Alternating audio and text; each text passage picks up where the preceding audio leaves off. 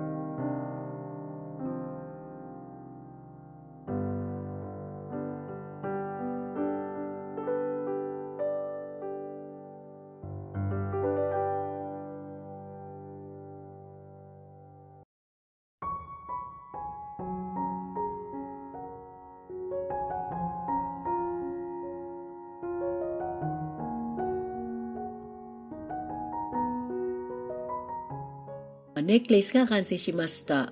とっても綺麗です。最後まで見てくれてありがとうございます。